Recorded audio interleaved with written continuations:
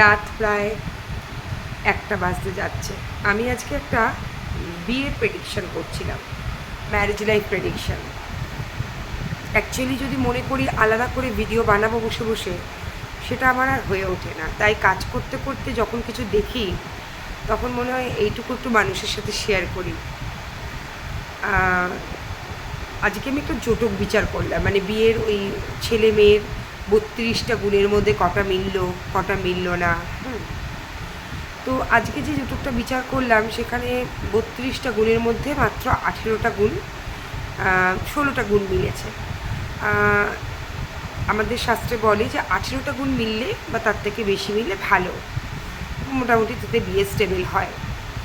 হ্যাঁ, কিন্তু নিউমোলজি অনুযায়ী যে প্ল্যানেটের অবস্থান, যে প্ল্যানেট ডাউন বা যে প্ল্যানেট আপ, তাতে আমি দেখলাম যে খুব ভালো কিছু নয়। যদিও 23টা গুণ মিলছে, হ্যাঁ, তাহলে সেক্ষেত্রে তো আমি বলতে পারি না যে এদের বিবাহ হতে পারে না বা এদের বিবাহ ভালো হতে পারে না।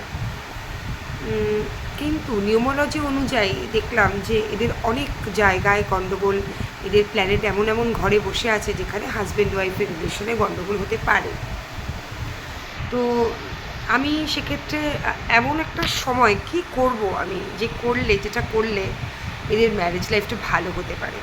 প্রথমত দুজনের ক্যারেক্টারিস্টিক্সটা বুঝতে হবে, দুজনেই জানতে হবে যে আমার ওয়াইফের বা আমার হাজব্যান্ডের এই ক্যারেক্টারিস্টিক্স, সেটাকে মানিয়ে নিতে হবে। আর দুজনের কম্প্যাটিবিলিটি যাতে হয় তার রেমিডিস করতে হবে দুজনকে। তো সেই রেমিডিসগুলো আমি রেডি করে পাঠিয়ে দিলাম তাকে, টাইপ করে যে কী কী করলে দুজনের এই 32টার মধ্যে যে গুণগুলো মেলেনি সেইগুলোর রেমিডিসগুলো করা এবং সেগুলো করা। এই কাজটা মোটামুটি আমি আজকে 8টা থেকে করতে বসেছি, হয়ে গেছে। খুব যে ডিফিকাল্ট সময় সাপেক্ষ হয়েছে সেরকম নয়। বাট যেটা বলার জন্য এই ভিডিওটা করা সেটা হচ্ছে, যখন দুটো মানুষ একদম অপোজিট ক্যারেক্টারিস্টিক্সের হয়, তাদের যদি বিয়ে হয় তো সবসময় তো ঈশ্বরের হাতে আমাদের বিয়ে, জন্ম মৃত্যু। আমাদের নিউমোলজিতে আমরা জন্মের বছর বা সময়টা বলতে পারি, কিন্তু এক্স্যাক্ট ডেটটা বলতে না আছে, আমাদের মানা আছে। তেমনি বিয়ে বা ইসের বছরটা, বিয়ে বা মৃত্যু তো বলিই না আমরা কখনোই। কোনো একটা লাইফ যদি আমাদের মনে হয় যে এই লাইফটা একটু স্ট্রাগলের বা হেলথ ইস্যু থাকতে পারে, সেটা আমরা অ্যালার্ট করি, কিন্তু ওরকমভাবে বলা উচিত না। খুব বেশি হলে কেউ খুব গুরুতর অসুস্থ, তাকে কতটুকু কোন বছরটা সাবধানে রাখতে হবে সেটা আমরা বলি।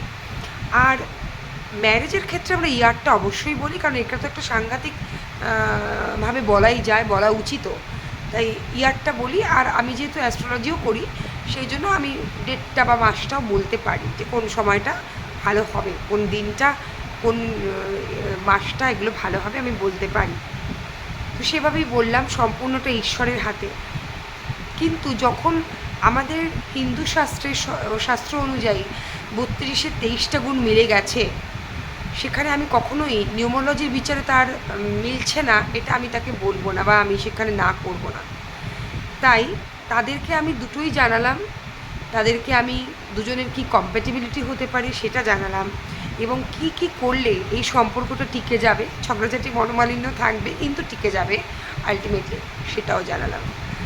তো ভগবানের কাছে, ঈশ্বরের কাছে জানাই তারা ভালো থাকুক, তাদের সুখে থাকুক, তাদের বিয়েটি হোক। অবশ্যই বিয়েটা যখন হবে আপনাদের জানাবো, আমি শেয়ার করবো যে কোন ডেটে এরা বিয়েটা করলো।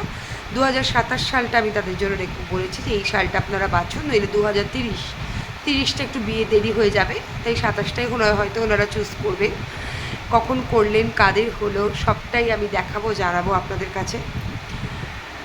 মিথ্যে কথা বলে বা 4টে বাজে স্টোন দিয়ে একটু পয়সা বেশি নিয়ে মিথ্যে কথা বললে, এই অসততা করলে বেশি দিন কাজ করতে পারবো না বলে এটাই আমার ধারণা। যারা করেন তারা কিন্তু ফানুষের মতো ডুবে যান। যারা এই অ্যাস্ট্রোলজি নামটাকে অনেকে বদনাম করে রেখেছেন, আজকাল অ্যাস্ট্রোলজি নিউমোলজি লোকে বিশ্বাস করতে চায় না, কারণ মানুষের নামটা মানে এই সমস্ত কিছু অ্যাস্ট্রোলজার তারা এই নামটাকে, অ্যাস্ট্রোলজি নিউমোলজির নামটাকে বদনাম করে রেখেছে শুধু মিথ্যে কথা, ভুল প্রেডিকশান, মানে জেনে হয়তো তিনি সঠিক প্রেডিকশানই জানেন, কিন্তু কিছু টাকা রোজগারের জন্য, কিছু শ্রম গছানোর জন্য তিনি বানিয়ে কথা বলেন।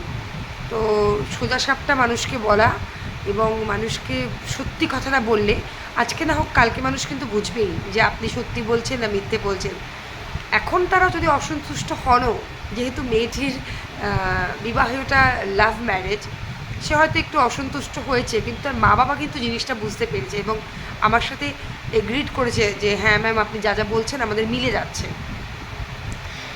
ছেলেটি মেয়েটির যে চরিত্র আমি বলেছি মিলে যাচ্ছে। এবং খুব খুশি লাগলো যে আমি মিলিয়ে দিতে পারলাম বলে, আমার খুব ভালো লাগলো।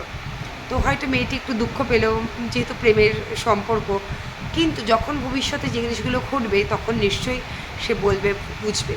এই সোজা সবটা সত্যি কথাটা বলে এখন হয়তো মানুষ অফেন্ডেড হতে পারে, কিন্তু মানে ফিউচারে হবে না। কিন্তু আমি যে একটি ভুল কথা বলে, মিথ্যে কথা বলে যদি আমি কাজ করি এবং পরবর্তীকালে যদি অন্যরকম ফল হয়, তখন কিন্তু সেই মানুষরাই আপনার বদনামটা করবে। আশা করি ভালো কাজ করব আরও, এবং মানুষকে আরও ভালো কিছু দিতে পারবো, সত্যিটা দিতে পারবো। যেভাবে ভিডিওটা করলাম, কিন্তু এইটা আলাদা করে অন্য সময় করে লোককে বলবো, সেইটা আর হয়ে ওঠে না। আমার অন্য একটা প্রফেশন রয়েছে বলে এই কাজ করতে করতে রাত্রি 1টার সময় মনে হলো এইটুকু মানুষকে জানাই যে যদি হিন্দু শাস্ত্রে গুণ মিলিয়ে যায়, আমাদের সনাতন হিন্দু ধর্ম এখনও কথা বলে, সনাতন হিন্দু ধর্মে যা যা বলা আছে এখনও সেটা ফলপ্রসূ হয়। তাই নিউমোলজিক্যালি যদি কখনো ইমব্যালেন্স দেখিও, সেগুলো কিন্তু যদি সনাতন হিন্দু ধর্ম মিলিয়ে দেয়, তাহলে কিন্তু তার প্রেডিকশন রেমিডিস করে সেই কাজটাকে করা সম্ভব, সেটা কেরিয়ারের ক্ষেত্রেই হোক আর ম্যারেজের ক্ষেত্রেই হোক। ভালো থাকবেন, সবার জন্য ভগবানের কাছে শুভ সুস্থ জীবন কামনা করি।